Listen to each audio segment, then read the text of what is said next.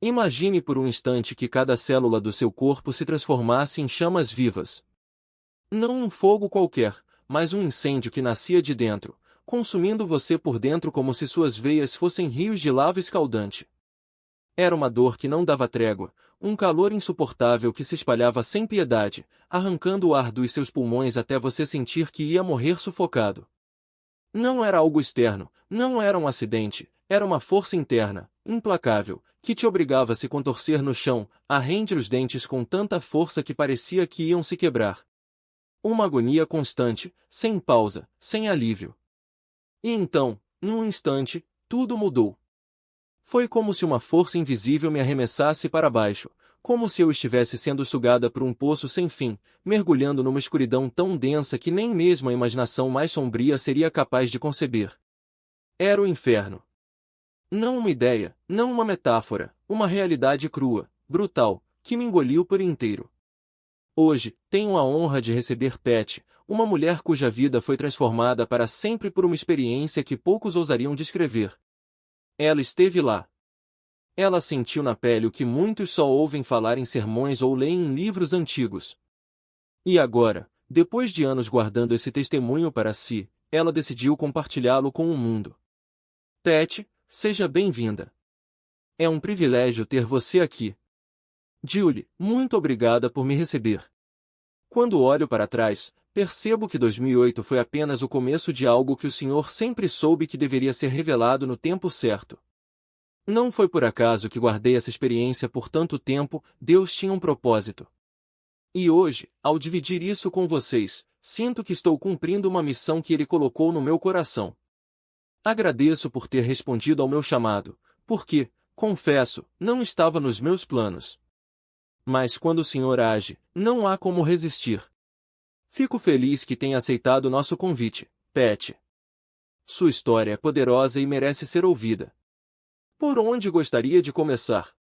Cresci num ambiente militar, filha de um oficial de alta patente da Força Aérea. Minha infância foi moldada pelas bases americanas na Europa, onde tive a chance de conhecer culturas diversas, aprender idiomas e viver experiências que poucas crianças da minha idade tiveram. Depois da escola, morei um ano na Turquia, perto de Éfeso, trabalhando num país que muitos chamariam de terceiro mundo.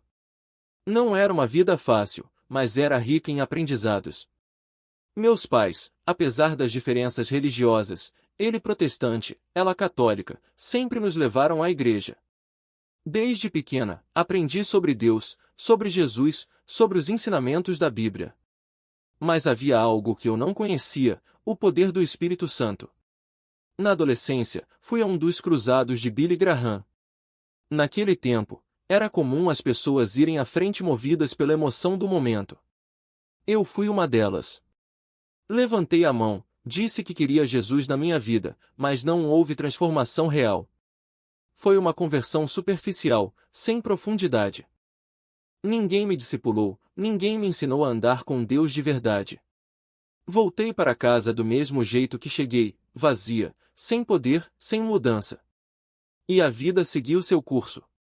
Casei-me durante a Guerra do Vietnã com um homem que também servia nas Forças Armadas. Ele fugia de Deus, eu corria em sua direção. Ele vinha de uma criação religiosa rígida, que o afastou da fé. Eu, por outro lado, sempre senti um vazio dentro de mim, uma sede que nada parecia saciar. Mesmo assim, Deus nos uniu.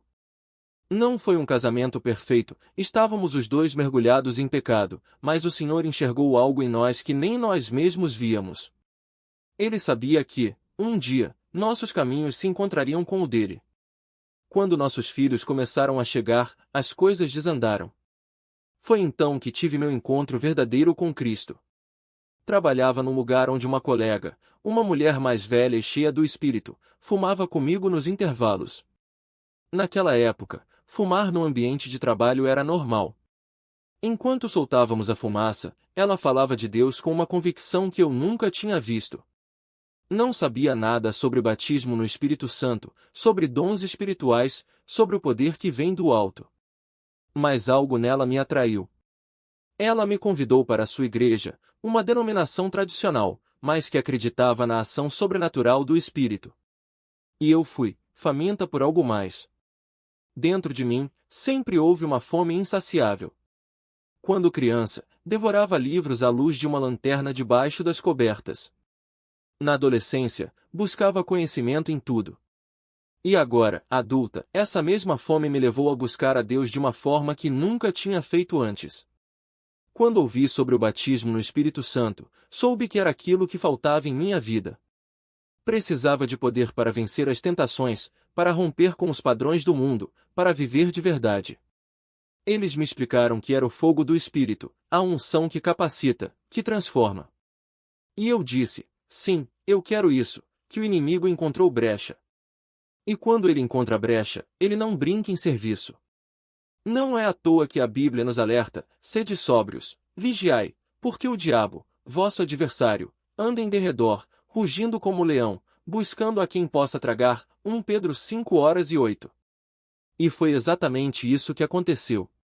Aquela igreja, que um dia fora um lugar de fogo e avivamento, começou a se contaminar. Não de uma vez, mas aos poucos, como água que ferve devagar e ninguém percebe até queimar a panela. Eu via sinais, mas racionalizava. Deus me trouxe aqui, então deve ter um propósito, pensava. Se eu sair, quem vai ajudar essas pessoas? Mas o Senhor não estava me chamando para ser heroína de uma causa perdida. Ele estava me chamando para obedecer. E a obediência, muitas vezes, é mais difícil do que o martírio. Porque o martírio é um ato único, a obediência é uma morte diária para o que eu quero, para o que eu acho certo, para o que eu justifico. Então veio a noite em que tudo mudou. Não foi um sonho.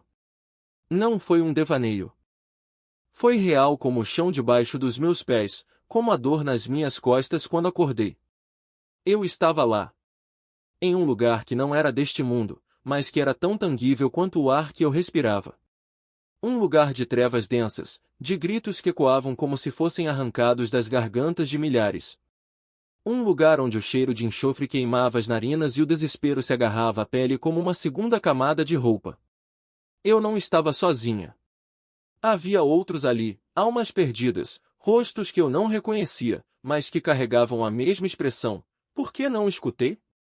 Por que ignorei os sinais? E então, de repente, eu o vi. Não como um monstro de filmes, mas como um ser que um dia fora belo, um anjo de luz que se corrompeu. Satanás. Ele me olhou com um sorriso que gelou meu sangue. Você também, Julie, ele disse. Você, que conhecia a verdade, que experimentou o poder do Espírito, que viu milagres, como pôde? Aquelas palavras me atravessaram como uma espada. Porque ele tinha razão. Eu sabia. Eu tinha visto. Eu tinha provado. Mas deixei que o ativismo religioso tomasse o lugar da intimidade. Deixei que o fazer substituísse o ser. E naquele momento, diante da realidade crua do inferno, eu entendi, não é o que você faz para Deus que te salva. É o que você é nele. É a fome que não se sacia com programas, com eventos, com títulos. É a sede que só se aplaca na presença dele. Eu gritei. Gritei como nunca tinha gritado na vida, com um desespero que rasgava a alma. Jesus, me tira daqui. Eu me arrependo. Eu me arrependo de ter trocado a tua presença pelo ativismo, de ter amado mais a obra do que o autor. E então, como um relâmpago, uma luz rasgou as trevas. Era ele. O mesmo Jesus que me salvara anos antes, o mesmo que me batizara no Espírito, o mesmo que me chamara para uma vida radical. Ele estendeu a mão, e quando nossos dedos se tocaram, eu acordei. Acordei em minha cama, suando, tremendo, com o coração batendo tão forte que achei que fosse explodir. Mas havia algo diferente. Não era apenas alívio por estar de volta. Era fogo. Um fogo que queimava dentro de mim, mais intenso do que qualquer coisa que eu já sentirá. E naquele instante, eu soube, Deus não me levará ao inferno para me condenar. Ele me levará para me despertar. Para me mostrar que o céu não é um prêmio para quem trabalha muito, mas um presente para quem ama muito. Para quem vive nele. A partir daquele dia, minha vida nunca mais foi a mesma. Não porque eu tenha me tornado perfeita, longe disso. Mas porque eu vi. Vi o que acontece quando a igreja troca a adoração pela performance. Quando os líderes se isolam do rebanho. Quando o amor pelas almas se transforma em amor pelo poder. E eu decidi que, não importa o que acontecesse, eu nunca mais deixaria que o fazer roubasse o lugar do ser. Meu marido e eu saímos daquela igreja. Não foi fácil. As pessoas não entenderam. Alguns nos chamaram de radicais, de extremistas. Outros disseram que estávamos abandonando o barco. Mas nós sabíamos a verdade, não estávamos abandonando nada. Estávamos voltando para casa. Para o lugar onde tudo começou, aos pés de Jesus, com a Bíblia aberta, com o coração quebrantado, com a fome que não se contenta com migalhas. E hoje, quando olho para trás, vejo que Deus usou até mesmo o inferno para me trazer de volta ao primeiro amor. Porque às vezes, o único jeito de nos fazer enxergar é nos levar ao limite. Às vezes, o único jeito de nos fazer valorizar o céu é nos mostrar, por um instante, o que é o inferno. E eu agradeço a Deus por isso. Porque agora eu sei, não há nada neste mundo, nenhum ministério, nenhum título, nenhuma obra, que vale a pena se custar a minha alma. Não há sombra de dúvida. Você sabe, com uma clareza que rasga a alma, que está ali por um motivo, e que esse motivo é você. O peso da culpa não é algo que se explica, é algo que se sente. E naquele instante, eu senti cada mentira que havia justificado, cada desculpa que havia dado para permanecer na desobediência, cada vez que troquei a voz de Deus pela voz de um espírito religioso que sussurrava: fique. Ore mais. Aguarde. Eles precisam de você. Como se a minha presença ali fosse mais importante do que a minha obediência. Como se o meu sacrifício pudesse substituir a vontade do Pai. Mas ali, naquele abismo, eu entendi: obediência não é sacrifício. Sacrifício sem obediência é apenas rebeldia disfarçada de devoção. E então, veio o terror. Não o terror de um pesadelo, mas o terror da realidade nua e crua. Porque o inferno não é uma metáfora. Não é uma história para assustar crianças. É um lugar real, tão real quanto o céu, e tão tangível quanto a escolha que fazemos todos os dias entre um e outro. Eu estava ali, de pé, no meio daquela escuridão sufocante, e de repente, algo se moveu. Não era vento. Não era ar. Era algo vivo. Algo que respirava ódio. E então, eu ouvi. Não com os ouvidos, mas com a alma. Um som que não pertence a este mundo, um gemido coletivo, um choro que não tem lágrimas, um grito que não tem fim. Era o som de milhões de almas presas, todas elas, como eu, acreditando em algum momento que estavam quase lá. Quase salvas. Quase justas. E então, eu vi. Não com os olhos, mas com algo mais profundo. Vi rostos que reconheci. Pessoas que haviam sentado ao meu lado na igreja, que haviam levantado as mãos em adoração, que haviam falado em línguas, profetizado, até mesmo operado milagres. E ali estavam elas, no mesmo lugar que eu, porque o fogo do inferno não distingue entre o que você fez em nome de Deus e o que você deixou de fazer por ele. Não importa se você pregou para multidões ou se apenas cochichou uma oração no escuro. O que importa é se você escolheu obedecer ou se escolheu explicar a sua desobediência. E então, veio a pergunta que queimou mais do que o fogo: como você, uma filha de Deus, chegou aqui? Não era uma acusação. Era uma constatação. Uma verdade tão óbvia que doía. Porque eu sabia a resposta. Eu havia trocado a presença de Deus pela ilusão de estar fazendo a obra dele. Havia confundido atividade com intimidade. Havia acreditado que, porque ministrava, não precisava mais buscar. Que, porque servia, não precisava mais se arrepender. Que, porque liderava, não precisava mais se submeter. E o inferno não perdoa essa arrogância. Mas ali, naquele lugar de horror, algo aconteceu. Algo que eu não esperava. No meio daquela escuridão, no meio daquele desespero, eu senti. Não era alívio. Não era esperança. Era pior. Era misericórdia. Porque Deus não me deixou ali para me condenar. Ele me deixou ali para me salvar. Para arrancar de mim, de uma vez por todas, a ilusão de que eu podia viver sem ele. Para me mostrar que, não importa o quão alto eu chegasse na terra, se eu não estivesse firmada nele, eu cairia no abismo. E então, eu gritei. Não com palavras. Com tudo o que havia em mim. Gritei por perdão. Gritei por misericórdia. Gritei por uma segunda chance, não porque merecia, mas porque sabia que, sem ela, eu estaria perdida para sempre. E naquele exato momento, algo mudou. Não foi o lugar. O inferno continuou ali, ao meu redor. Mas algo em mim se quebrou. Algo que estava endurecido há anos. Algo que havia resistido a Deus em nome da obra, da visão, do chamado. E então, eu soube, Deus não me tirou do inferno naquele instante. Ele me mostrou o inferno para que eu nunca mais quisesse voltar. Vida. Não por mérito meu, mas porque sua misericórdia é maior do que qualquer pecado, maior do que qualquer engano, maior até do que a minha própria rebeldia. Eu caí de joelhos, não por força, mas porque minhas pernas não suportavam o peso daquela verdade. Eu tinha sido resgatada. E enquanto meus lábios tremiam, tentando formar palavras, o que saiu foi apenas um sussurro quebrado: obrigada. Obrigada por não me deixar lá. Meu marido estava ao meu lado, os olhos arregalados, o rosto pálido. Ele me contou depois que, durante aquelas horas em que meu espírito esteve ausente, meu corpo permaneceu ali, deitado na cama, mas algo nele vivia. Ele viu meus dedos se contorcerem como se estivessem sendo queimados. Ouviu meus dentes rangerem, um som que atravessava o silêncio da madrugada como pregos arranhando metal. Meu peito subia e descia em espasmos, como se cada respiração fosse uma luta contra o sufocamento. E, no entanto, meus olhos, aqueles olhos que ele conhecia tão bem, estavam vazios, como se a alma que os habitava tivesse sido arrancada dali. Ele orou. Ele clamou. Ele lutou contra o desespero que ameaçava engoli-lo também. E então, de repente, eu voltei. Mas não voltei a mesma. Como poderia?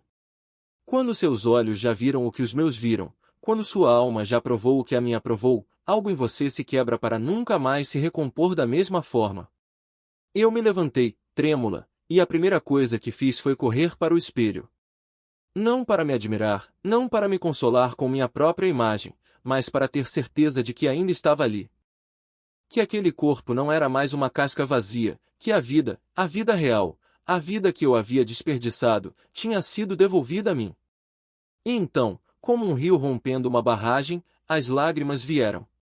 Não lágrimas de alívio, não lágrimas de alegria, mas lágrimas de arrependimento puro, daquelas que queimam mais do que o fogo do inferno porque carregam o peso de uma verdade que você não pode mais ignorar. Eu quase perdi tudo. E sabe o que é mais aterrador? Não foi o fogo que me assustou. Não foi o ranger dos dentes, não foi o sufocamento, não foi nem mesmo a escuridão que parecia engolir até a esperança. O que me perseguiu desde aquele dia, e que ainda me persegue agora, é a lembrança daquela cidade. Daquela luz distante, daquele lugar onde Deus habita, onde os salvos estão, onde a paz não é uma promessa, mas uma realidade. E eu vi aquilo. Eu sabia que era real. E eu sabia que nunca mais pisaria ali. Não por causa de Deus, ele já tinha me perdoado 1000 vezes antes mesmo de eu pedir. Mas por causa de mim. Por causa das minhas escolhas. Por causa da minha teimosia em acreditar que eu sabia mais do que ele. Por causa da minha arrogância em pensar que o chamado justificava qualquer coisa. Aquela visão me perseguiu como um fantasma. Durante dias, semanas, eu acordava no meio da noite com o gosto de cinzas na boca, com a sensação de que ainda estava lá, que tudo aquilo tinha sido um sonho cruel e que, a qualquer momento, eu seria arrastada de volta. Mas não era um sonho. Era um aviso. E Deus não me mostrou o inferno para me assustar. Ele me mostrou para que eu entendesse.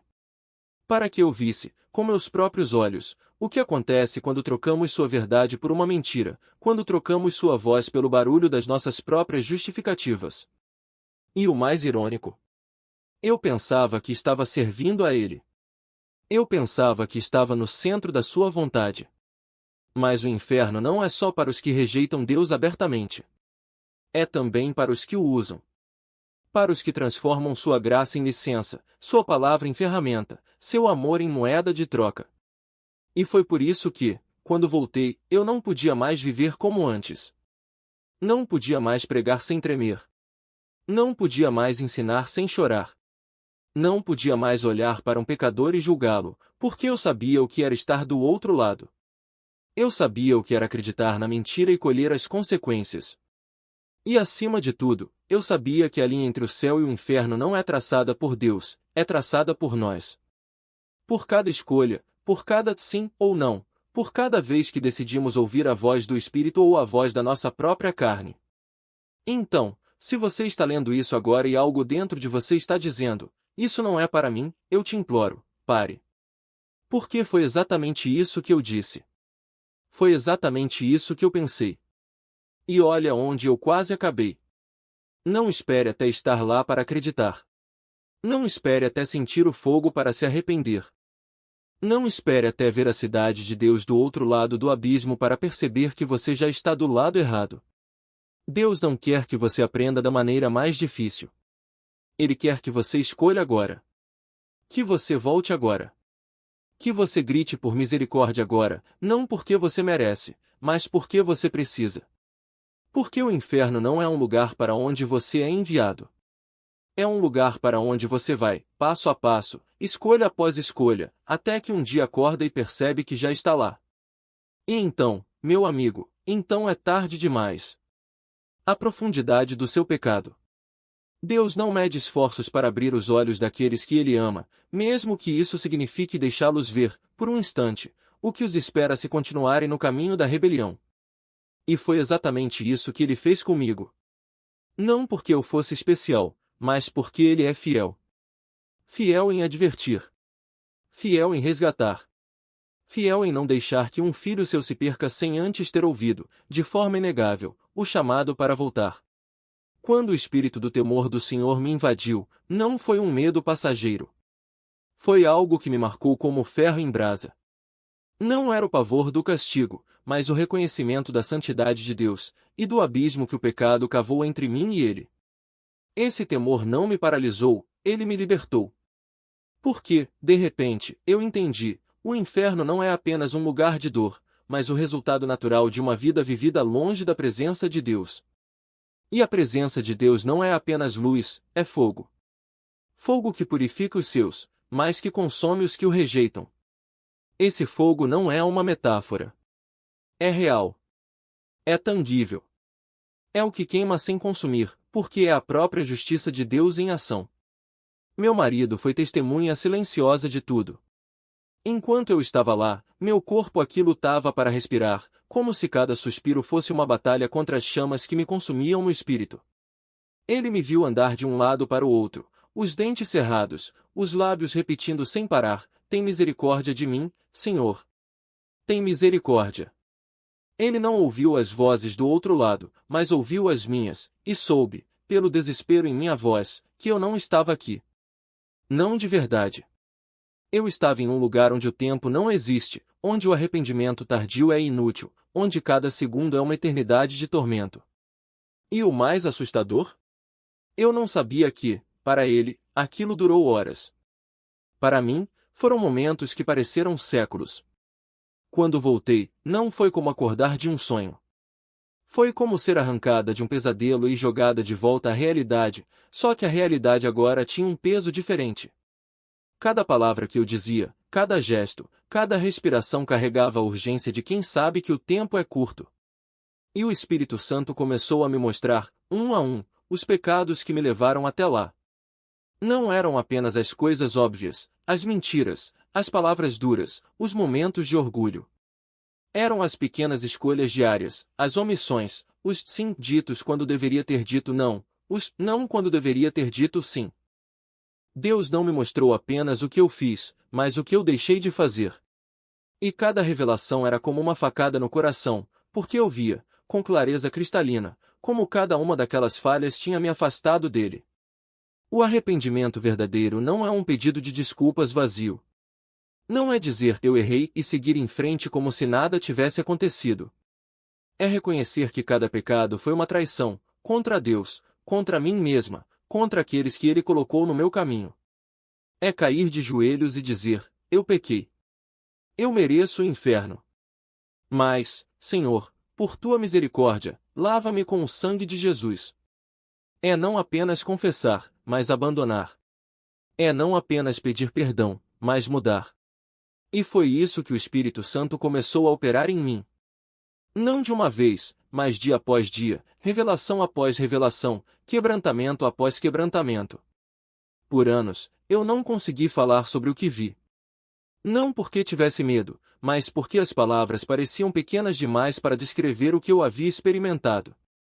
Como explicar a escuridão que não é ausência de luz, mas presença de algo vivo, que respira, que odeia?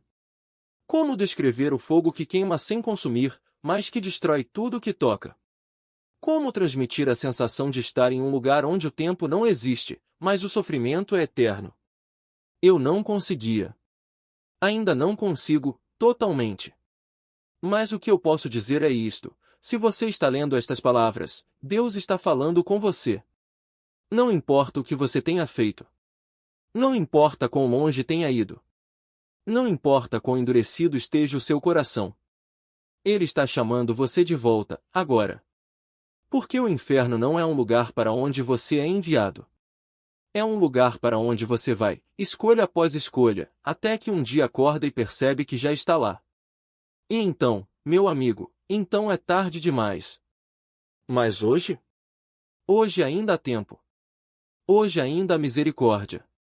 Hoje ainda há um Salvador de braços abertos, esperando que você corra para ele. Não espere até que seja tarde demais. Não espere até que as chamas comecem a queimar. Volte agora.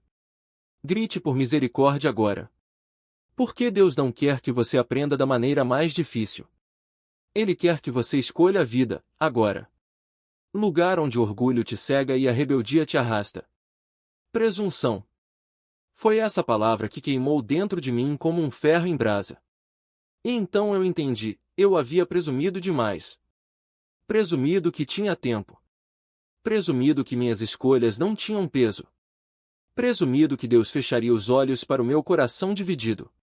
Você já parou para pensar no que é a presunção? É achar que você controla o relógio de Deus. É acreditar que pode brincar com o fogo e não se queimar. É olhar para o abismo e dizer: eu consigo parar antes de cair.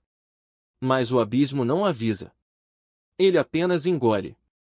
E quando você menos espera, está lá, no escuro, no fogo, no desespero que não tem fim. Eu não fui para o inferno por causa de um grande pecado escandaloso. Não. Fui por causa de 1000 pequenas escolhas que fiz, dia após dia, achando que não importavam. Por causa da oração que deixei de fazer. Da palavra que li pela metade. Do coração que endureci quando Deus me chamou. Da mentira que contei a mim mesma: amanhã eu me arrependo. Mas o amanhã nunca chegou. E quando cheguei lá, não havia mais amanhãs. Você acha que está seguro porque uma vez disse Jesus é meu Senhor? Você acha que está protegido porque frequenta uma igreja ou faz boas obras? Escute bem, o inferno está cheio de pessoas que um dia conheceram a verdade. Pessoas que um dia foram tocadas pelo Espírito. Pessoas que um dia tiveram seus nomes escritos no livro da vida, mas que, pouco a pouco, deixaram a chama se apagar. Porque a salvação não é um carimbo. É um relacionamento. E relacionamentos exigem entrega. Exigem vigilância.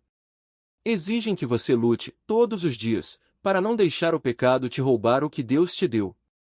Meu marido não podia me trazer de volta. Ninguém podia. Porque o que estava em jogo não era meu corpo, era minha alma. E quando você está diante do juiz, não há advogado, não há apelação, não há segunda chance. Só há uma pergunta: onde está o seu coração? Se ele não estiver totalmente entregue a Cristo, se houver um cantinho sequer que ainda pertence ao mundo, ao pecado, ao eu, então você já está perdendo a batalha. Eu gritei por misericórdia. E Deus ouviu. Mas não foi porque eu merecia. Foi porque Ele é bom. Foi porque, mesmo no meio da minha rebeldia, ainda havia uma semente de fé que não morreu. E essa semente foi suficiente para ele me puxar de volta. Mas não espere chegar lá para descobrir se você tem essa semente. Não espere o fogo começar a queimar para perceber que precisa de um Salvador.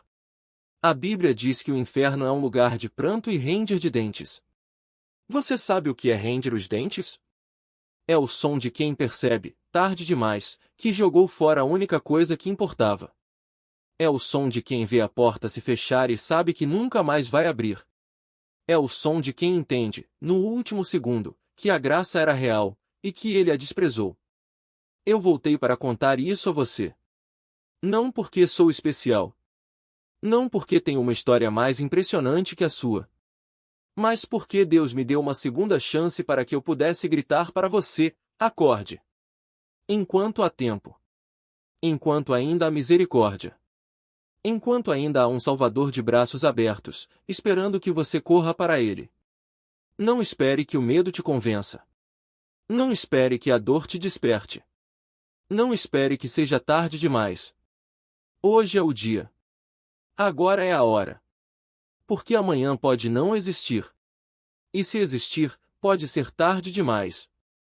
Sou especial não por ser melhor que você, mas porque o Senhor me arrancou das trevas para que eu pudesse gritar em seu ouvido: você está brincando com fogo. Cada escolha que você faz hoje é um tijolo na parede que separa você da eternidade com Ele. E quando essa parede estiver alta demais, nem todo o arrependimento do mundo será capaz de derrubá-la. Você acha que tem tempo. Acha que pode se acertar com Deus depois. Mas o que você não entende é que o pecado presunçoso não é apenas uma queda, é um desafio direto ao coração de Deus. É olhar nos olhos de aquele que deu seu filho por você e dizer: eu sei que é errado, mas vou fazer mesmo assim. É pisar no sangue de Jesus como se fosse lama, como se sua graça fosse um cheque em branco para a rebeldia. Não é. O Espírito Santo não sussurra em seu coração à toa. Ele não acende aquela luz vermelha na sua consciência por acaso. Quando você sente aquele aperto no peito, aquele não faça isso, aquele para agora, é o próprio Deus estendendo a mão para puxá-lo de volta do abismo. Mas se você insiste, se você vira as costas e diz: Deus vai me perdoar, Ele é misericordioso, você está transformando a graça em licença para pecar. E a Bíblia é clara: Deus não se deixa escarnecer. Você já parou para pensar no que é, de fato, um pecado presunçoso? Não é aquele deslize momentâneo, aquele tropeço na fraqueza. É aquele pecado que você sabe que é pecado, que você já foi advertido sobre, que você já confessou antes, e mesmo assim, volta a cometê-lo. É aquele vício que você justifica com todo mundo faz, aquela mentira que você diz só dessa vez, aquela amargura que você alimenta porque ele mereceu. É quando você olha para o espelho e diz: eu vou mudar amanhã, mas amanhã nunca chega. E o mais assustador? Não é o pecado em si que condena, mas a atitude do coração. Um mesmo ato pode ser um tropeço para um e uma afronta deliberada para outro. O que para você é só um hábito pode ser, aos olhos de Deus, uma declaração de guerra.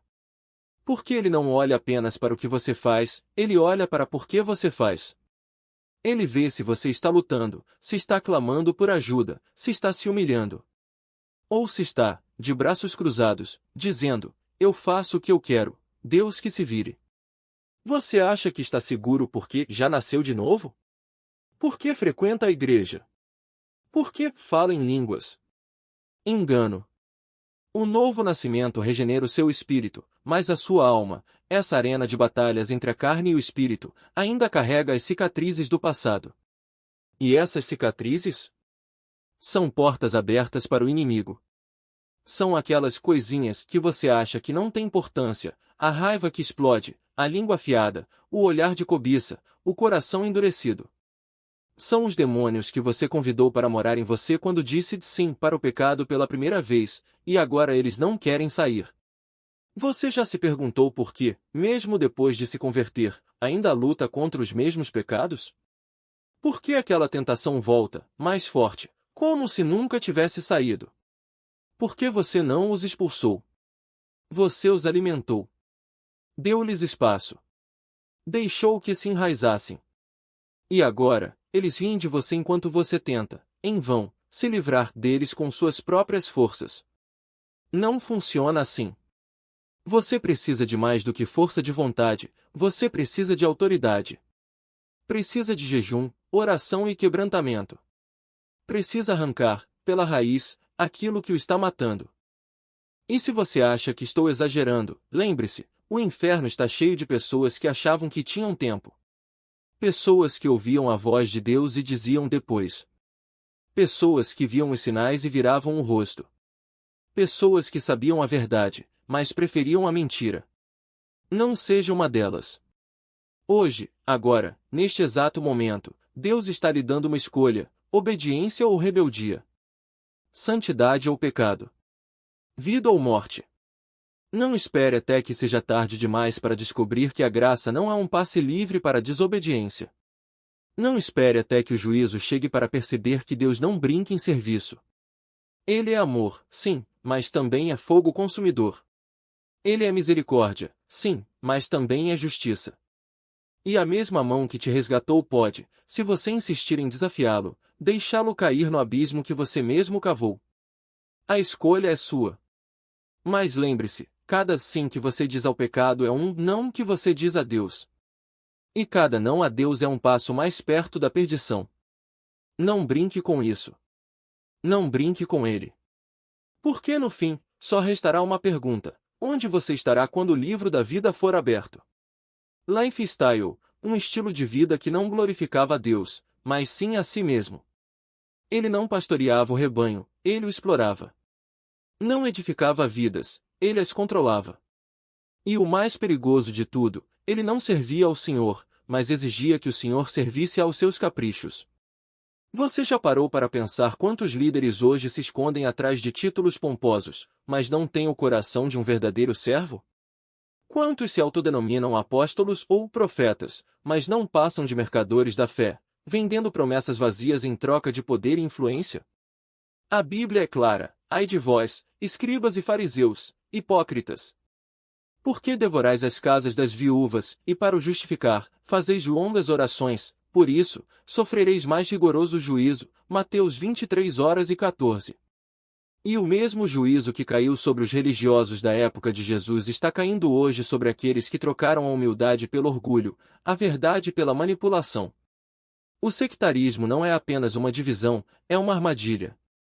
Ele te faz acreditar que você é especial, que pertence a um grupo escolhido, enquanto os outros são apenas ovelhas sem voz. Mas Deus não nos chamou para nos isolarmos em torres de marfim espirituais. Ele nos chamou para sermos um só corpo, onde cada membro tem valor, onde o menor é tão importante quanto o maior. Quando você se submete a um líder que se coloca acima da palavra, você não está servindo a Deus, está servindo a um ídolo. E ídolos, cedo ou tarde, exigem sacrifícios. O seu tempo. O seu dinheiro. A sua liberdade. A sua alma. Lembre-se, o Espírito Santo não opera em sistemas de controle. Ele opera em liberdade. Ele não sufoca, ele liberta. Ele não divide, ele une. Se você está em um lugar onde a voz de Deus é silenciada pela voz de um homem, onde a verdade é distorcida para servir a interesses egoístas, onde a humildade é trocada por títulos vazios, fuja. Não espere até que o fogo do juízo comece a queimar. Porque quando Deus começa a expor as trevas, ele não faz distinção entre líderes e seguidores. Ele julga o coração. E aqui está a verdade que muitos não querem ouvir: Deus não precisa de você para construir o reino dele. Ele pode levantar pedras para cantar seus louvores. Ele pode usar um jumento para falar sua verdade. Ele pode até mesmo usar um incrédulo para cumprir seus propósitos. Mas ele escolheu você, não por causa do que você pode fazer por ele, mas por causa do que ele pode fazer em você. Se você se recusa a se render, se insiste em seguir o seu próprio caminho, se troca a glória de Deus pela glória de homens, ele respeitará a sua escolha. Mas não espere que ele continue a abençoar a sua rebelião. O diabo não precisa te arrastar para o inferno. Ele só precisa te convencer de que o caminho que você está trilhando é o certo. E ele é mestre nisso. Ele usa a religião para te cegar. Usa o orgulho para te endurecer. Usa a tradição para te prender. E quando você menos espera, está tão longe de Deus que já não reconhece mais a voz dele. Mas aqui está a boa notícia: ainda há tempo. Ainda há misericórdia. Ainda há um convite para voltar. Mas não espere até que seja tarde demais. Porque no dia em que o Senhor abrir os livros, não importará quantos títulos você tinha, quantas multidões o seguiram, quantos milagres você realizou em seu nome. O que importará é uma coisa só: você amou a Deus acima de todas as coisas. Ou amou mais a si mesmo? A escolha é sua. Mas saiba de uma coisa: Deus não será zombado. O que o homem semear, isso também ceifará. E a ceifa está mais próxima do que você imagina. Porque o cansaço não era apenas físico, era espiritual. E quando a alma está exausta, ela se apega ao que parece seguro, ao que é familiar, mesmo que esse seguro seja uma armadilha disfarçada de fé. Eu me lembro de olhar para o calendário e ver minha vida preenchida por reuniões, eventos, compromissos sagrados, e no meio de tudo isso, sentir um vazio que nenhuma atividade conseguia preencher. Era como se eu estivesse correndo em uma esteira, sem perceber que já não chegava a lugar nenhum. E o pior? Eu achava que estava servindo a Deus. Mas Deus não quer nosso esgotamento, Ele quer nosso coração. Não são as obras que o impressionam, mas a motivação por trás delas. E quando a motivação se torna desempenho, quando a devoção vira obrigação, algo morre dentro de nós. Foi assim que eu me perdi. Não de uma vez, mas aos poucos, como alguém que se afoga sem perceber que a água já está acima da cabeça. Você já parou para se perguntar: por que estou fazendo isso? Não é uma pergunta para ser respondida com pressa, mas com honestidade brutal. Porque se a resposta não for por amor a Cristo, então é hora de parar.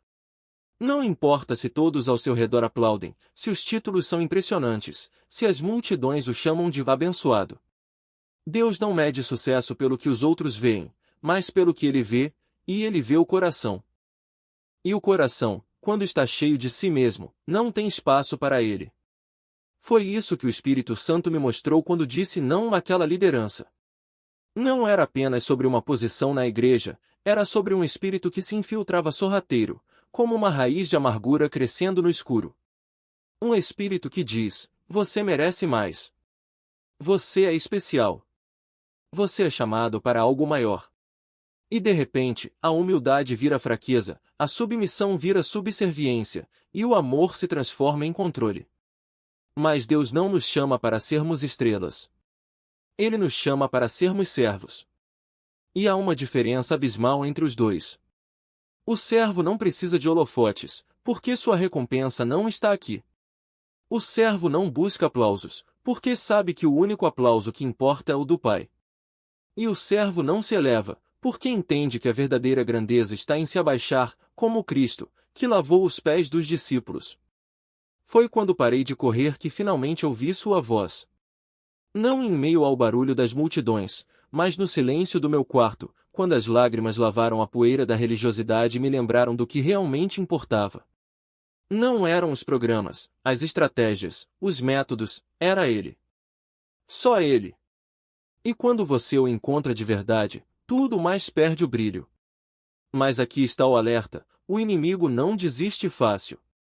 Ele não aparece com chifres e tridente, ele vem com promessas demais, com convites para te influenciar, com a ilusão de que você pode ser usado e se destacar ao mesmo tempo. E é aí que muitos caem. Porque o orgulho não grita, ele sussurra. Ele não empurra, ele seduz. E antes que você perceba, já está construindo seu próprio reino, achando que está edificando de Deus. Por isso, a vigilância é constante. A oração não é um ritual, é um respirar. A palavra não é um manual de regras, é um espelho que revela as motivações mais escondidas. E a comunhão não é um evento, é um relacionamento que exige honestidade, mesmo quando dói. Porque Deus não precisa de nossos talentos, nossas habilidades, nossas estratégias. Ele precisa de nós, inteiros, quebrados, dispostos a dizer: Senhor, aqui estou. Faz de mim o que quiseres. E quando você chega nesse lugar, algo extraordinário acontece: a liberdade. Não a liberdade de fazer o que quer, mas a liberdade de ser quem Ele criou você para ser. sem máscaras, sem performances, sem a necessidade de provar nada a ninguém. Apenas você, diante dele, sabendo que sua graça é suficiente, não porque você é bom, mas porque ele é fiel. Então, se hoje você se reconhece nessa corrida sem fim, nesse servir sem alegria, nesse fazer que já não traz vida, pare. Respire. E pergunte a si mesmo: onde está meu coração? Por que Deus não está interessado em seus feitos?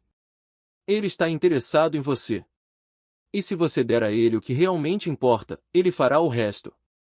Mas se insistir em segurar as rédeas, prepare-se, porque o que você está construindo pode até parecer um templo, mas no fim, não passará de uma casa de cartas. E quando o vento soprar, tudo ruirá. A escolha é sua.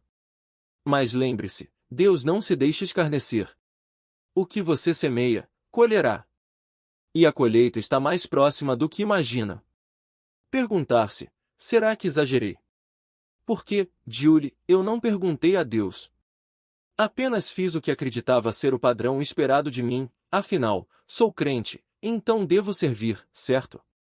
Devo fazer o que se espera. Mas, em algum momento, parei de perguntar: Senhor, é isso que o Senhor quer que eu faça? E sabe por quê? Porque temos talentos. Porque as pessoas impõem demandas. Estamos construindo uma igreja. Estamos construindo algo grande. Precisamos de você.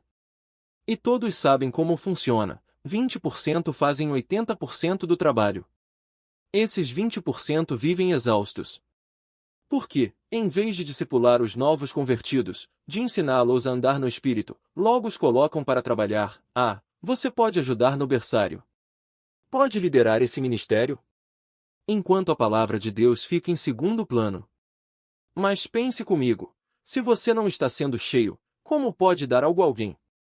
E, quando dá, de onde está saindo? Da sua alma. Da sua mente, da sua vontade, das suas emoções. E isso é perigoso.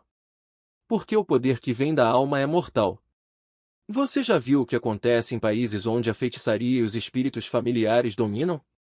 Eles imitam sinais, fazem milagres falsos, como os magos do faraó, que transformaram suas varas em serpentes. Mas, no fim, a verdade prevaleceu, não foi? O problema é que muitos cristãos hoje operam apenas pelos dons da alma, não pelo espírito. E o que acontece? Familiares espirituais se infiltram.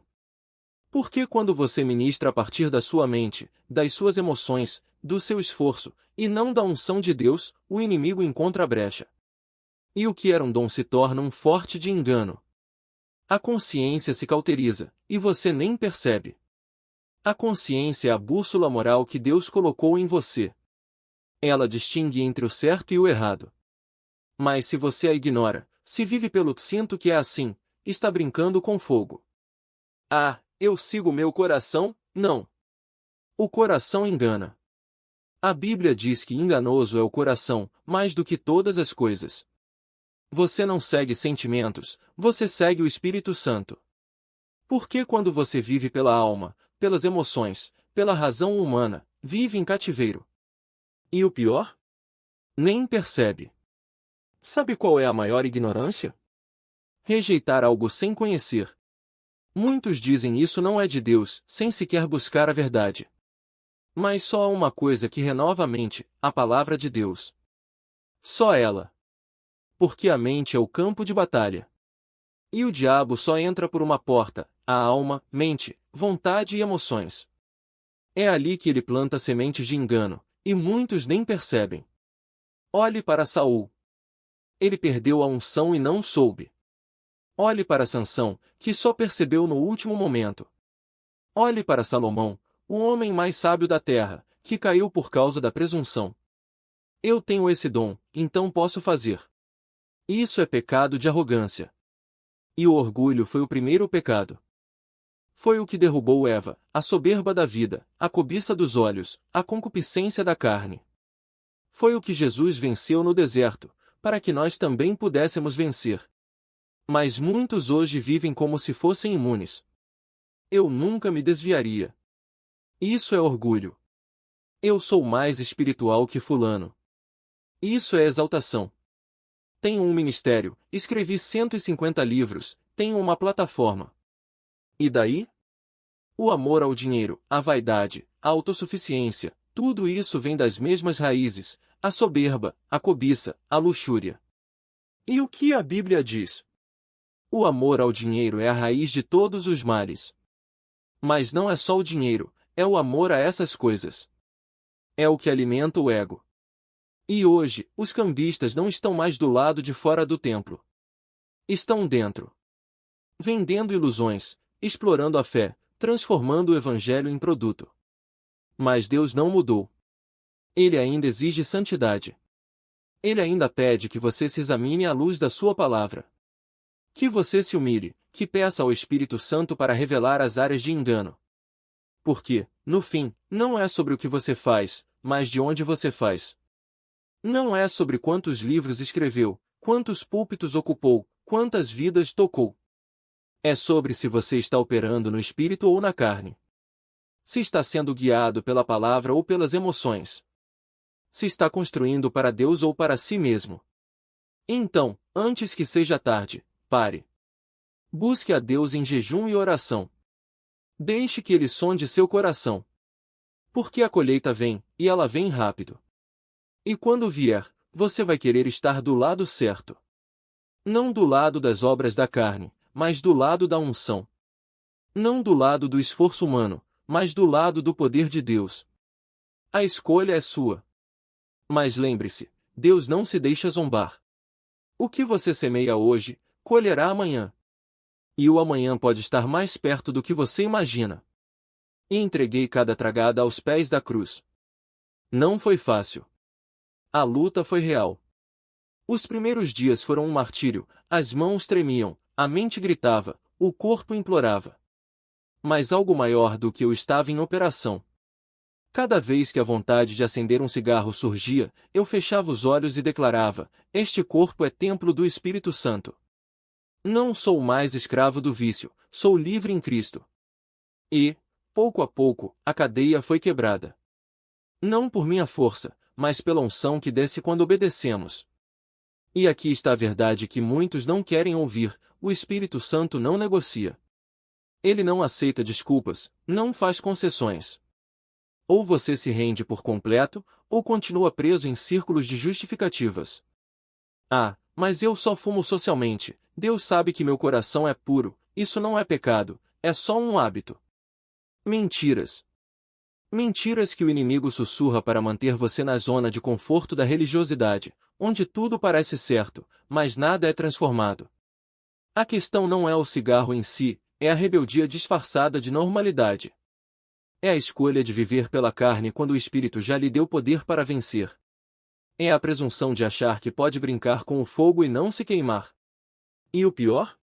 Você nem percebe que está se enganando.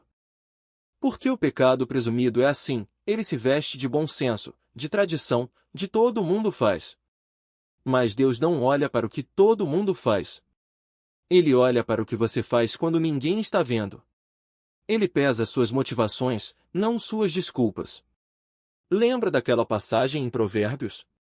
Há caminho que ao homem parece direito, mas o fim dele são os caminhos da morte.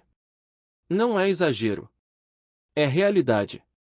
Já vi pessoas justificarem adultério como amor, ganância como prosperidade, amargura como justiça. Já vi líderes espirituais caírem porque confundiram dons com caráter, unção com santidade. E o que todos eles tinham em comum? Acreditavam que podiam burlar as regras de Deus sem consequências. Mas Deus não é homem para mentir.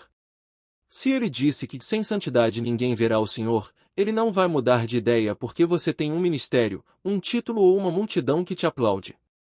Se ele advertiu que aquele que pensa estar em pé, cuide-se para que não caia, é porque a queda é uma possibilidade real, e ela começa com pequenos compromissos, pequenas desobediências, pequenas justificativas. Então, eu te pergunto, o que você tem permitido em sua vida que Deus já condenou? Aquela palavra que ele sussurrou no seu coração e você empurrou para debaixo do tapete? Aquela área que você insiste em controlar, dizendo Deus entende? Aquela relação, aquele hábito, aquele pensamento que você sabe que não agrada a ele, mas continua alimentando? Não espere o juízo chegar. Não espere a colheita amarga. Hoje é o dia da decisão. Arrependa-se. Renuncie. Quebre o pacto. E não faça isso pela religião, faça pela revelação. Porque quando o Espírito Santo toca uma área, ele não está pedindo permissão. Ele está declarando guerra. E nessa guerra, só há dois lados: ou você luta ao lado dele, ou se torna inimigo de si mesmo. Eu sei o que é sentir o peso da convicção. Sei o que é chorar no chão, rasgar o coração e dizer: Senhor, eu não consigo, mas tu podes. E sabe o que acontece quando você faz isso? Ele vem. Ele vem com fogo, com poder, com unção que queima toda impureza. Ele não te deixa no mesmo lugar. Ele te leva para o deserto para te quebrantar, mas também te leva para o monte para te mostrar sua glória. Então, não perca mais tempo. Não deixe para amanhã o que o Espírito está te chamando a fazer hoje. Porque amanhã pode ser tarde demais. E quando a colheita vier, e ela virá, você vai querer estar de pé, não caído. Você vai querer estar cheio do Espírito, não vazio de Deus. Você vai querer ouvir bem-estar, servo bom e fiel, não, nunca vos conheci. A escolha é sua. Mas lembre-se, Deus não é um Deus de barganhas. Ele não aceita meio termo. Ou você é dele por inteiro, ou não é. E se você é, então viva como quem foi comprado por sangue. Viva como quem sabe que o preço já foi pago. Viva como quem não tem mais nada a perder, porque, na verdade, você já ganhou tudo. É porque você já se tornou escravo dela. E um escravo não tem liberdade. Um escravo não governa a sua própria vida, ele é governado pelo que o domina. Você acha que é dono do seu dinheiro? Ou o dinheiro é que é dono de você? Você acha que controla seus desejos? Ou eles é que controlam você? Porque, no fim, o que você chama de padrão de vida não passa de uma corrente disfarçada de conforto. E Deus não aceita isso. Ele não divide o trono do seu coração com nada, nem com o sucesso, nem com o status, nem com a segurança financeira. Porque ele sabe de uma verdade que muitos esquecem: o que você idolatra hoje, amanhã o destruirá. O dinheiro não compra a paz. A fama não preenche o vazio. O prazer não apaga a culpa. E quando você perceber que gastou anos perseguindo sombras, vai ser tarde demais para recuperar o tempo perdido. Mas aqui está a boa notícia: Deus não desiste de você. Mesmo quando você se afasta, Ele está ali, esperando. Mesmo quando você tropeça, Ele estende a mão. Mesmo quando você escolhe o pecado, Ele oferece perdão. Mas não confunda misericórdia com permissão. Não confunda paciência com indiferença. Porque o mesmo Deus que perdoa é o mesmo Deus que julga. E o mesmo Deus que ama é o mesmo Deus que exige santidade. Então, o que você vai fazer? Vai continuar alimentando essa fome que nunca se satisfaz? Ou vai finalmente quebrar o ciclo? Porque a escolha é simples: ou você mata o pecado, ou o pecado mata você. Não há meio termo. Não há desculpas. Não há só mais uma vez. Ou você se rende completamente a Deus, ou se rende completamente ao que o destrói. E se você acha que não consegue, lembre-se, não é você quem luta sozinho. O Espírito Santo está dentro de você, e ele é mais forte do que qualquer tentação. Mas você precisa querer. Você precisa dizer: basta. Chega. Eu não sou mais escravo disso. E quando você fizer isso, quando se levantar e lutar, vai descobrir algo incrível: Deus já tinha preparado a vitória antes mesmo de você começar a batalha. Porque Ele não te chama para a derrota. Ele te chama para a liberdade. E a liberdade não é fazer o que você quer, mas querer o que Deus quer. Então, hoje, agora, neste exato momento, escolha. Escolha a vida. Escolha a santidade. Escolha a Deus. Porque no fim, só uma coisa vai importar: de que lado você esteve. Você está roubando a glória que pertence somente a Ele. E isso é uma afronta ao céu. Porque o que adianta levantar templos de mármore se o coração está vazio? De que vale pregar para multidões se a própria vida não prega o Evangelho? Deus não precisa dos seus títulos, dos seus seguidores, dos seus feitos. Ele precisa da sua obediência. Ele precisa de você, inteiro, quebrado, rendido. Porque o reino não é construído com estratégias humanas, mas com vidas transformadas. E vidas transformadas só acontecem quando alguém decide, de uma vez por todas, parar de brincar de religião e começar a viver a realidade de Cristo. Veja bem, o diabo não tem medo de igrejas cheias. Ele não treme diante de programas de TV, de best-sellers ou de conferências com milhares de pessoas. O que o faz recuar é um único coração que escolheu dizer, basta. Eu não quero mais essa vida de aparências. Eu quero o que é real. Porque o poder de Deus não está nos palcos, nas redes sociais ou nos holofotes. Ele está na simplicidade de um homem ou uma mulher que, no silêncio do seu quarto, clama, Senhor, eu não consigo mais. Toma tudo. Eu quero ser teu. E é aí que a verdadeira batalha começa. Porque o inimigo vai sussurrar, mas olha tudo que você já fez. Olha a sua influência. Se você abandonar isso, quem vai te respeitar? Quem vai te seguir? E ele tem razão em uma coisa, se você escolher a Cristo de verdade, muitos vão te abandonar. Alguns vão te chamar de radical. Outros, de fanático. Mas no fim, quando você estiver diante do trono, a única pergunta que importará é: você me amou mais do que tudo? Você me obedeceu, mesmo quando ninguém estava olhando?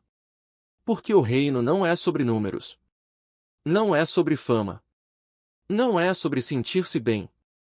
É sobre uma coisa só, fidelidade. E fidelidade dói.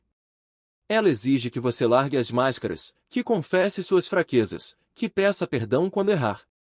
Ela exige que você pare de medir sua espiritualidade pelo que os outros veem e comece a medir pelo que Deus vê. E quando você fizer isso, algo extraordinário vai acontecer. Você vai descobrir que a verdadeira liberdade não está em ter mais, mas em ser menos, menos de você, mais dele. Então hoje, neste exato momento, eu te pergunto, o que você está construindo? Um império para o seu nome ou um altar para o nome dele? Por que Deus não está procurando celebridades? Ele está procurando servos. Não está procurando quem faça mais, mas quem ame mais. Não está procurando quem fale mais alto, mas quem obedeça mais rápido. E se você está cansado de viver uma fé que não transforma, se está farto de uma religião que não liberta, se está exausto de carregar o peso das expectativas dos outros, então ouça bem, Deus está te chamando para algo maior. Não para um ministério maior, não para uma plataforma maior, mas para uma rendição maior. Para um amor maior. Para uma vida que, no fim, possa dizer com integridade, eu não vivi para mim. Eu vivi para Ele. Porque no dia em que você estiver diante do Pai, Ele não vai te perguntar quantas pessoas você levou à igreja. Ele vai te perguntar, você me amou? Você amou o meu povo? Você viveu como eu vivi? E a sua resposta vai determinar tudo. Então escolha. Escolha hoje. Escolha agora. Porque o tempo está acabando, e o mundo precisa de gente que não apenas fale de Deus, mas que viva Deus. E essa gente começa com você. Você não está obedecendo a Cristo. Você está usando o nome dele para obedecer a si mesmo. Toda vez que coloca o nome de Deus em algo que nasceu da sua própria alma, dizendo Deus me disse isso, Deus me mandou aquilo, você está profanando o nome sagrado. Está sendo um hipócrita. Está lançando uma sombra sobre ele quando vive de um jeito e diz às pessoas, sou cristão. Isso é tomar o nome do Senhor em vão, porque você está tentando ser algo que não é, algo que ele não está fazendo em você. E é simples assim. Tão simples que ele mesmo nos advertiu, não tomarás o nome do Senhor, teu Deus, em vão. Mas nossa mente é pequena, nossa forma de pensar é limitada. Achamos que se trata apenas de não xingar, de não usar palavras de baixo calão. Mas se você é filho de Deus, por que isso ainda existe em você?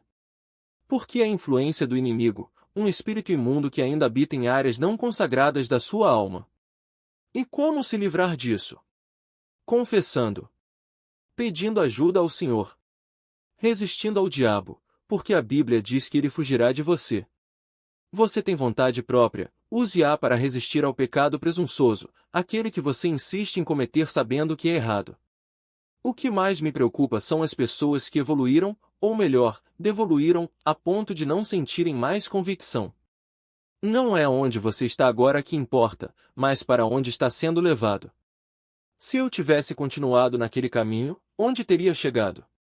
Ao mesmo lugar que muitos chegam, à presunção. A apostasia. E a apostasia não tem volta. Você pode se desviar, pode se afastar, pode até voltar, mas quando chega ao ponto de negar a fé conscientemente, de endurecer o coração a ponto de não haver mais arrependimento, não há retorno. As Escrituras são claras: se perseverarmos até o fim, seremos salvos. Não é se crermos uma vez, mas se permanecermos. Porque o inimigo usa uma das maiores mentiras: uma vez salvo, salvo para sempre.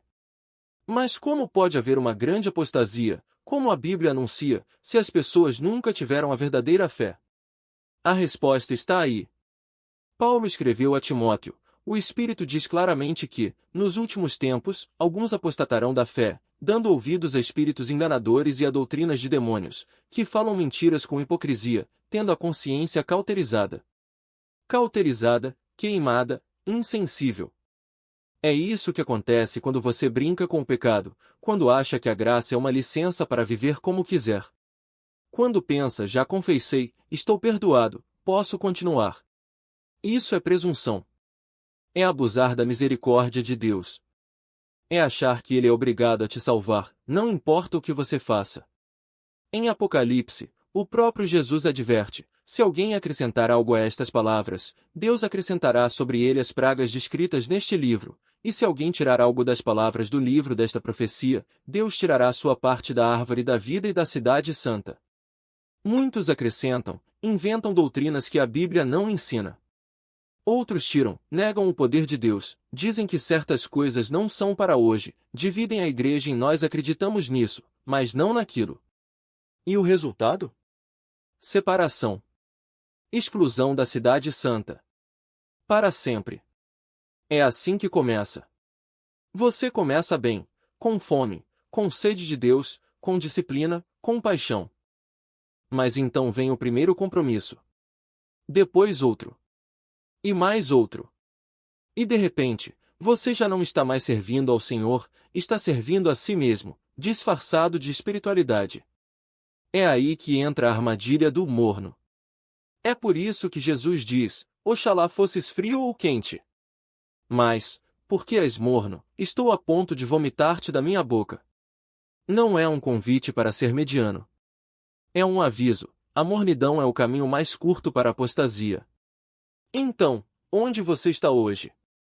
Ainda tem fome? Ainda chora pelos perdidos? Ainda treme diante da palavra?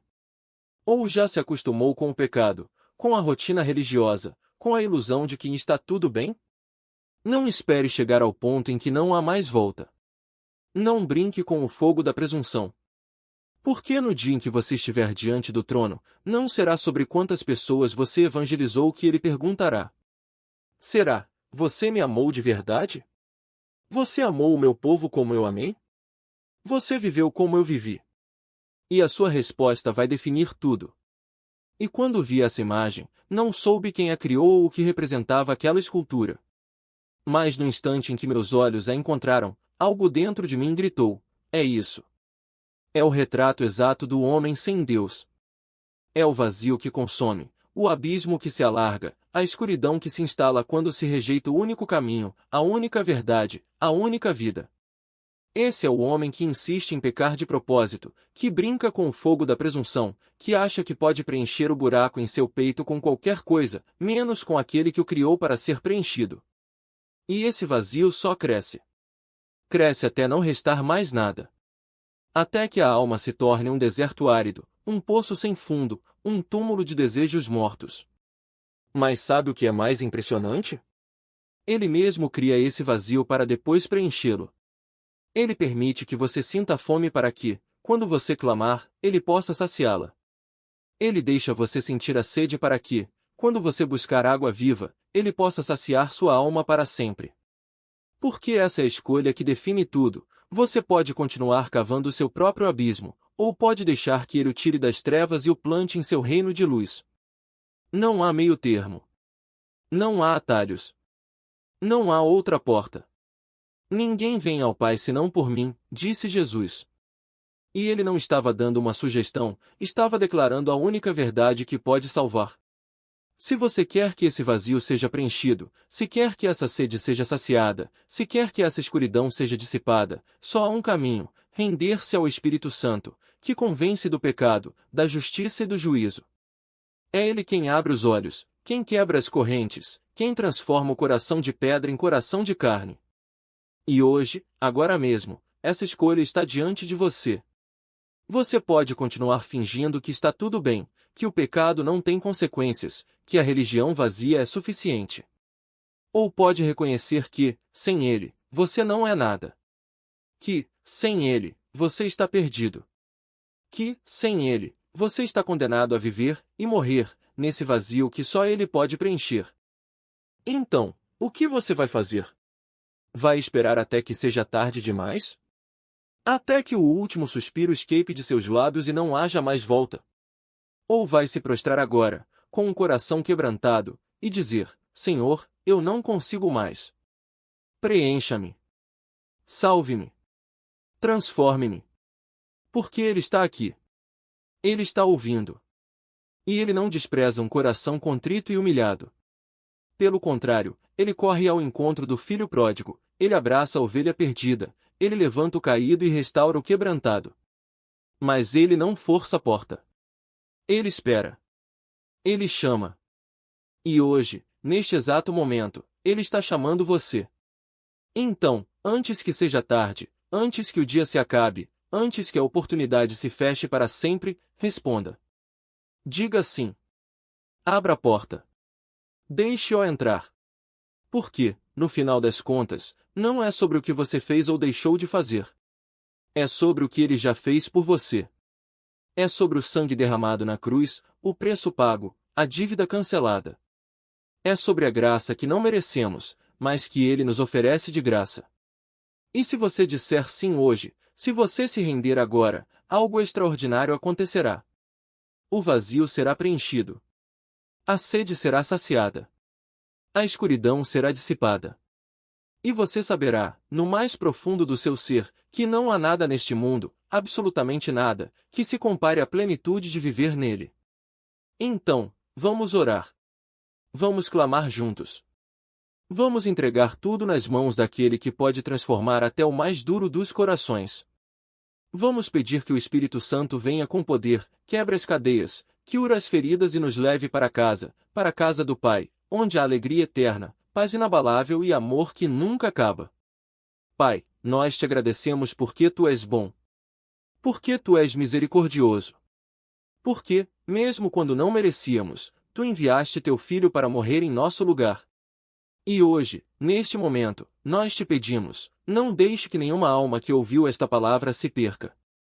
Não permita que nenhum coração endureça. Quebre toda a resistência, Senhor. Que o Teu Espírito venha com convicção, com poder, com fogo. Que cada pessoa que está ouvindo agora sinta o peso da eternidade, o peso da escolha que está diante dela. Liberta-os, Pai. Liberta-os da ilusão de que podem se salvar sozinhos. Liberta-os da mentira de que o pecado não tem consequências. Liberta-os da presunção de que ainda há tempo. Porque o tempo é agora. A salvação é hoje. E a eternidade está mais perto do que imaginamos. Então, nós clamamos: vem, Espírito Santo. Vem com teu poder. Vem com tua unção. Vem e toca cada coração. Que nenhum ouvinte desta palavra saia daqui como entrou. Que nenhum deles permaneça no mesmo lugar.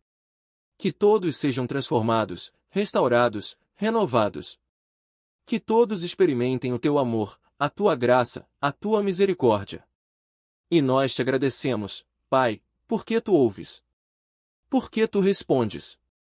Porque tu salvas. E porque, no final de tudo, não é sobre nós, é sobre ti. É sobre o teu nome ser glorificado, o teu reino ser estabelecido, a tua vontade ser feita na terra como é no céu. Então, nós nos rendemos. Nós nos entregamos. Nós dizemos sim. Sim à tua vontade. Sim ao teu chamado. Sim à vida eterna que só tu podes dar. Em nome de Jesus, o único caminho, a única verdade, a única vida, nós oramos. Amém. E por cada intercessor que se levanta nesta terra para clamar em favor dos perdidos. Nós te exaltamos, Pai, porque tu não apenas ouves, mas eides. Porque tu não apenas vês, mas transformas.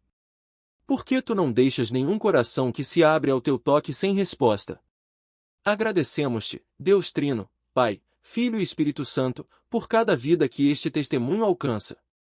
Por cada alma que, ao ouvir estas palavras, sente o teu amor queimando como fogo. Por cada espírito que, mesmo no vale da sombra da morte, encontra em ti a luz que não se apaga. Nós te bendizemos, porque és fiel. Porque és poderoso. Porque és o mesmo ontem, hoje e eternamente. E nós declaramos, a tua presença não é um privilégio distante, mas uma realidade que nos envolve. A tua proteção não é uma promessa vazia, mas um escudo que nos cobre. A tua graça não é um favor ocasional, mas um rio que flui sem cessar. Nós descansamos na palma da tua mão, onde nenhum mal pode nos tocar, onde nenhuma tempestade pode nos abalar, onde até mesmo a morte perde o seu aguilhão. Por isso, com gratidão que transborda, nós te adoramos. Não por aquilo que fazes, mas por quem tu és. Não por aquilo que nos dás, mas pelo que já nos deste, o teu Filho, o teu Espírito, a tua própria vida. E em nome de Jesus, o nosso advogado fiel, o nosso Redentor vivo, nós selamos esta oração. Amém.